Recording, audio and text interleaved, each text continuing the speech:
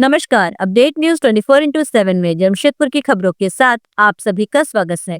जमशेदपुर के परसडी थाना क्षेत्र से पुलिस ने गांजा सहित एक विक्रेता को गिरफ्तार किया। मामले को लेकर डीएसपी तौकीर आलम ने प्रेस कॉन्फ्रेंस कर जानकारी दी कि पुलिस को गुप्त सूचना मिली थी कि सालगजड़ी शांतिनगर फुटबॉल मैदान के समीप एक व्यक्ति कुछ नशीले पदार्थ की खरीद बिक्री के लिए मौजूद है, जिसके बाद वरीय अधिकारियों के दिशा निर्देश पर परसडी थाना प्रभारी के नेतृत्व में एक टीम गठित कर छापेमारी की गई, जहां पर एक व्यक्ति को संदिग्ध अवस्था में खड़ा देखा गया।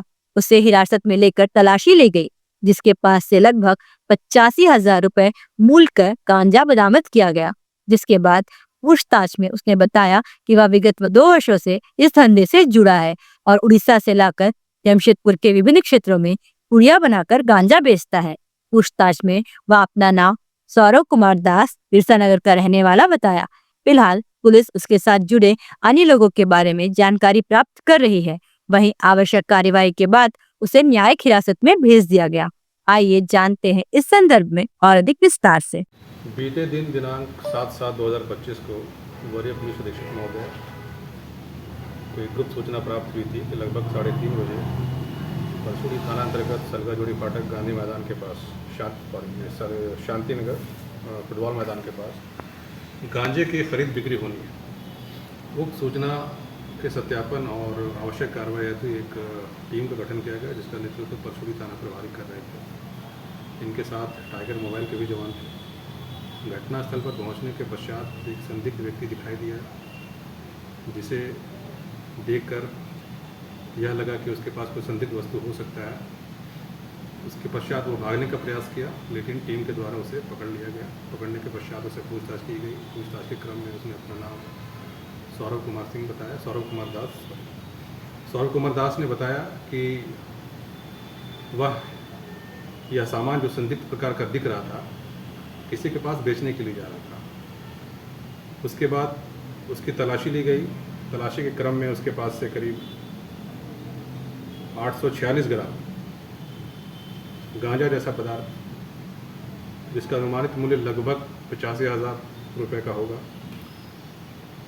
उसे विधिवत गिरफ्तार किया गया। गिरफ्तार करने के पश्चात उससे पूछताछ की गई। पूछताछ के क्रम में उसके कन्फेशनल स्टेटमेंट में उसने बताया, और उस पर अभी अनुसंधान जारी है, क्योंकि वो अभी डिस्क्लोज नहीं किया जा सकता है, अनुसंधान का विषय है।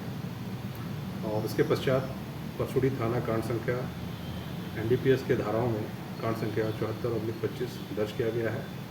आगे का अनुसंधान अभी जारी है। ये अब हम लोगों का ये प्रयास रहेगा कि इसमें हम लोग बैकवर्ड और फॉरवर्ड लिंकेजेस का जो चेन है, उसे हम लोग क्रैक करें। उसके पास से कुछ मोबाइल भी बरामद हुआ है, और जिसमें कुछ मोबाइल नंबर संदिग्ध दिख रहा है। अब उससे ये हम लोग इन्वेस्टिगेशन में पता लगाएंगे कि ये आखिर किसके पास सामान बेचता था, कहाँ से ये लाता था। तो that is under part of investigation. Sir, इसका कुछ आपराधिक इतिहास वगैरह नहीं, इसका आपराधिक इतिहास नहीं था। ये जैसा पूछताछ के क्रम में इसने बताया कि ये छोटा छोटा पुड़िया बनाकर बेचता था, लेकिन चूँकि ये अब मुझे लगता है कि 800 ग्राम का गांजा ये लाया था, तो ये एक थोक में बेचना चाह रहा होगा, और उसी क्रम में ये पहली बार ये बेचना ही चाह रहा था कि ये पकड़ा गया। कहाँ से लाता था सर? ये अभी तो स्पष्ट उल्लेख नहीं है, लेकिन जैसा ये बता रहा है कि ये उड़ीसा से लाकर यहाँ पे बेच रहा था। बेचने वाले और खरीदने वाले, एक तो नाम पता चला है जो परसडी का ही है, और दूसरा एक नाम और आ रहा है जिसका अभी सत्यापन नहीं हो पाया है। इसके गैंग में अकेले हैं कि और भी कोई?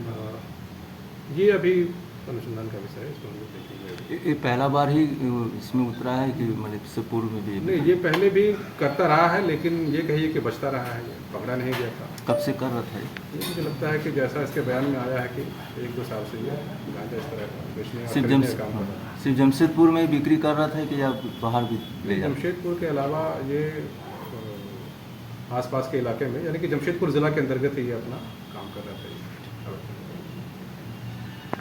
जमशेदपुर की खबरों के साथ बने रहने के लिए हमारे चैनल को लाइक और सब्सक्राइब करना ना भूलें। धन्यवाद।